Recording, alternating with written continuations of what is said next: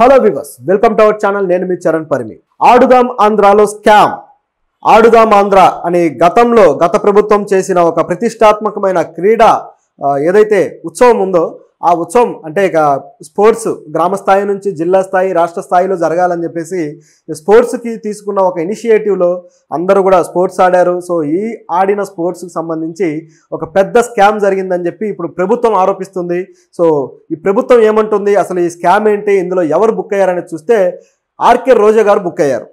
అవును, గతంలో ఏపీ క్రీడా శాఖ మంత్రిగా ఉన్న రోజా గారు, అలాగే ఏపీ ఒలింపిక్ అసోసియేషన్ అధ్యక్షుడిగా ఉన్న ధర్మాన కృష్ణదాస్ గారు, సో వీళ్ళు ఇందులో బుక్ అయిపోయారనమాట. సో వీళ్ళు స్కామ్ చేశారు. దాదాపు 150 కోట్ల వరకు ఈ ఆడుదాం ఆంధ్ర ఈవెంట్ కోసం ఖర్చు పెట్టారు, ఈ ప్రోగ్రాం కోసం. ఈ ఖర్చు పెట్టిన దాంట్లో అనేక కోట్లు వీళ్ళు దండుకున్నారు. అలాగే దీంట్లో మరి ఇంకా వివిధ రకాల స్కాములు జరిగాయి, వివిధ రకాల రూపంలో వీళ్ళు డబ్బులు అయితే దండుకున్నారని చెప్పేసి ఆరోపణలు వచ్చాయి. అయితే ఈ స్కామ్ ఎలా జరిగింది, దీని వెనుకున్నవి ఏంటి అనేది ఒకసారి గమనిస్తే, ఏపీలో గత ప్రభుత్వం ప్రతిష్టాత్మకంగా ఎలక్షన్కు ముందు ఒక 6 నెలల ముందు తీసుకొచ్చిందనమాట ఈ ఆడుదాం ఆంధ్ర అనే ఒక ప్రోగ్రామ్ని. సో ఈ ప్రోగ్రాం ఉద్దేశం ఏంటంటే గ్రామ స్థాయి నుంచి ఒక మెరికల్ లాంటి స్పోర్ట్స్ పర్సన్ని వెలుగులోకి తీసుకురావడం, అలాగే స్పోర్ట్స్ని ఎంకరేజ్ చేయడం.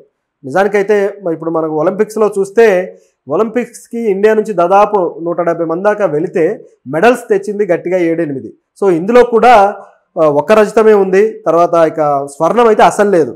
సో ఇది మన దేశం ఇంత 140 కోట్ల మంది జనాభాలో మన దేశం ఒలింపిక్స్లో ఇచ్చిన పర్ఫార్మెన్స్.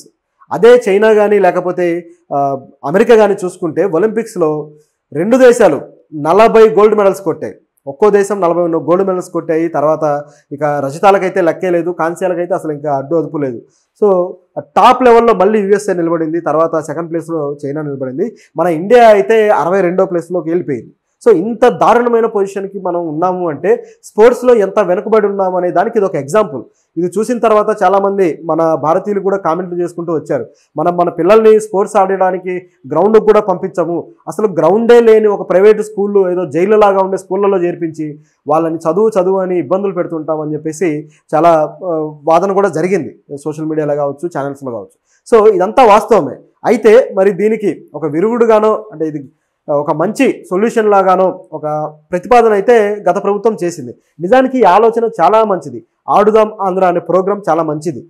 స్పోర్ట్స్ పర్సన్స్ వెలుగులోకి వస్తారు, కొంతమందికి సరైన సదుపాయాలు ఉండవు, ఆ సదుపాయాలను వాళ్ళకి అందించడం జరుగుతుంది. చాలా బాగా ఆడారు అంటే దాన్ని వాళ్ళని ఇంకా స్టేట్ లెవెల్కి, ఆ తర్వాత నేషనల్ లెవెల్కి, ఇంటర్నేషనల్ లెవెల్కి కూడా తీసుకెళ్లే అవకాశం ఉంటుంది. సో అలాంటి అవకాశాన్ని చేసుకోవడానికి చాలా బాగా ఉపయోగపడింది. ఈసారి ఒలింపిక్స్ వచ్చినప్పుడు ఇక్కడ మెరికల్లాగా తయారైన వాళ్ళని ఈసారి ఒలింపిక్స్కి రెడీ చేయొచ్చు కూడా, ఎందుకంటే తర్వాత 4 ఏళ్ళకి కానీ జరుగుతుంది కాబట్టి చాలా అద్భుతమైన ప్రోగ్రామ్గా డిజైన్ చేశారు. కాకపోతే ఈ ప్రోగ్రామ్ని నిర్వహించడంలో మాత్రం వాళ్ళ లక్ష్యానికి దూరంగా నిర్వహించారు. ఇది ఇక్కడ జరిగిన తప్పు. ఏదైనా సరే ఒకటి వెలుగులోకి తేవాలి, ఒక కళాకారుల్ని లేకపోతే ఒక స్పోర్ట్స్ పర్సన్ని అనుకున్నప్పుడు, ఒక అథ్లెట్స్ని చూపించాలి మనం రాష్ట్రానికి సమాజానికి అనుకున్నప్పుడు వాళ్ళకి ఇవ్వాల్సిన సదుపాయాలు ఇవ్వాలి, వాళ్ళకి ఇవ్వాల్సిన ఫుడ్ ఇవ్వాలి, వాళ్ళకు చేయాల్సిన అన్ని రకాల ఫెసిలిటీస్ కల్పిస్తే అప్పుడు వాళ్ళు అద్భుతంగా పర్ఫామ్ చేయగలుగుతారు. అలా చేయకుండా ఈ స్కాములు చేసుకుంటూ దీంట్లోనే వాళ్ళని ఇబ్బందులు పెట్టుకుంటూ చేస్తే చివరికి ఇదిగో ఈ విధంగా మెడకు చుట్టుకుంటాయన్నమాట. అయితే ఇది కూడా ప్రభుత్వం కక్షపూరితంగా అందరి మీద టార్గెట్ చేసుకుంటూ వస్తుందనే వాదన కూడా లేకపోలేదు. రెడ్ బుక్ రాజకీయమే దీంట్లో కూడా ఉంది. సో ఎవరిని వదలట్లేదు. అందులో భాగంగా రోజా గారు కూడా ఈసారి బుక్ అయిపోయారు. సో ఇక అంటే టీడీపీని ఎవరైతే పూర్తి స్థాయిలో విమర్శల పాలు చేస్తూ ఎవరైతే గట్టిగా వాళ్ళ విషయంలో అగ్రెసివ్గా ఉన్నారో ఆ నాయకులందరి మీద కత్తిపెట్టారనమాట. సో వేయండి సార్, అందరినీ లోపలేసేయండి అన్నట్టుగా అయిపోయింది పరిస్థితి. కాకపోతే ఇప్పుడు రోజా గారు అయితే ఎవరికి అందుబాటులో లేరు, ఆవిడ ఎక్కడున్నారో కూడా తెలియదు. నగరీ ప్రజలకైతే అసలు ఆవిడ అందుబాటులో లేరట. ఇది ఇప్పుడున్న న్యూస్. సో ఈ స్కామ్ ఏం జరిగింది అనేది ఒకసారి చూస్తే ఇందులో క్రికెట్ అలాగే మరిన్ని స్పోర్ట్స్ కూడా జరిగాయి. అయితే వీటిల్లో ఆ స్పోర్ట్స్ కోసం కొన్న జెర్సీలు ఉన్నాయి కదా, ఆ జెర్సీలు నాసిరకం జెర్సీలు కొన్నారు అని చెప్పేసి ఒక ఆరోపణ. సో అందులో డబ్బులు కొంతవరకు దండుకున్నారని. అలాగే క్రికెట్ బ్యాట్లు కూడా ఆట ఆడేటప్పుడే బ్యాట్లు ఇరిగిపోయాయి. సో అంత త్వరగా బ్యాట్లు ఇరిగిపోతున్నాయంటే వాటి క్వాలిటీ ఏంటనేది అర్థమైపోయింది. సో దాన్ని బట్టి ఆ బ్యాట్ల విషయంలో కూడా వాటిలో అవినీతి జరిగింది, చాలా నాసిరకం బ్యాట్లు తీసుకొచ్చారనేది ఆరోపణ. దీంతోపాటు ఆ కిట్లు ఏవైతే హెల్మెట్స్ కావచ్చు, ప్యాడ్స్ కావచ్చు, ఇవన్నీ కిట్లు ఉంటాయి కదా, సో ఈ కిట్ల విషయంలో కూడా అవినీతి జరిగింది అని చెప్పేసి ఆరోపణ ఉందన్నమాట. అన్నీ కూడా నాసిరకం మీద తెచ్చారు. సో దానివల్ల స్పోర్ట్స్ పర్సన్లు కూడా గాయాల పాలయ్యే అవకాశం ఉంది. సో ఈ విధంగా చేశారని చెప్పేసి ఏపీ సీనియర్ స్పోర్ట్స్ పర్సన్లు కావచ్చు, అట్లాగే కొంతమంది క్రీడా సంఘాలకు సంబంధించిన వాళ్ళు కావచ్చు, వీళ్ళందరూ కూడా కంప్లైంట్ చేశారు. అకాడమీస్ ఉంటాయి కదా, స్పోర్ట్స్ అకాడమీస్. సో వీళ్ళంతా కూడా కంప్లైంట్ చేశారు క్రీడా మంత్రిత్వ శాఖకి. సో దాంతో ఆ శాఖ దీని మీద విచారణ చేయండి అని చెప్పేసి విచారణకు ఆదేశించారు. సో ఏ డిపార్ట్మెంట్కి ఆదేశించారంటే ఏడీజీ సిఐడి రవిశంకర్ అయ్యనార్ విజయవాడ కమిషనర్కి ఆదేశించారు. సో కమిషనర్ రాజశేఖర్ గారు ఇప్పుడు దీన్ని దర్యాప్తు చేయబోతున్నారనమాట. సో వీళ్ళకి ఆల్రెడీ మామూలుగా శాప్ని పిలిచి క్రీడా మంత్రిత్వ శాఖ ఆల్రెడీ ఒకసారి సమీక్షలు చేశారు. సో శాప్ అనేది మన ఏపీలో క్రీడలను అభివృద్ధి చేయడానికి ఉన్న ప్రభుత్వ సంస్థ. సో ఈ సంస్థ తన క్రీడాకారులకి ఎవరైతే ఈ స్టేట్ లెవెల్లో సెలెక్ట్ అవుతారో జాతీయ స్థాయికి, వీళ్ళందరికీ కూడా ట్రైనింగ్లు ఇస్తూ శిక్షణ శిబిరాలు నిర్వహిస్తూ ఉంటుంది. వాళ్ళకు సదుపాయాలన్నీ కూడా ఏర్పాటు చేస్తూ ఉంటుంది. సో ఈ ఆడుదాం ఆంధ్ర అనే ఈ ప్రోగ్రాంలో కూడా ఈ శాప్ అనేది చాలా కీలకంగా వ్యవహరిస్తూ వచ్చింది అన్ని సదుపాయాల విషయంలో. సో ఇక్కడ ఉన్న అధికారుల్ని వీళ్ళు ఇప్పుడు తనిఖీలు చేసి అంటే సమీక్ష చేశారనమాట క్రీడా మంత్రిత్వ శాఖ. ఎక్కడ తప్పు జరిగింది, ఎవరెవరు ఏం చేశారు, ఎవరి ప్రాధాన్యత ఏంటి, సో టాప్ లెవెల్లో మళ్ళీ యూఎస్ఏ నిలబడింది, తర్వాత సెకండ్ ప్లేస్లో చైనా నిలబడింది. మన ఇండియా అయితే 62వ ప్లేస్లోకి వెళ్ళిపోయింది. సో ఇంత దారుణమైన పొజిషన్కి మనం ఉన్నాము అంటే స్పోర్ట్స్లో ఎంత వెనుకబడి ఉన్నాము అనే దానికి ఇది ఒక ఎగ్జాంపుల్.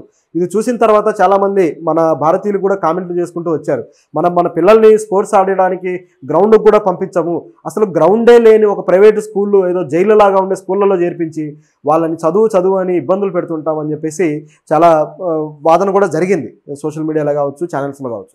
సో ఇదంతా వాస్తవమే.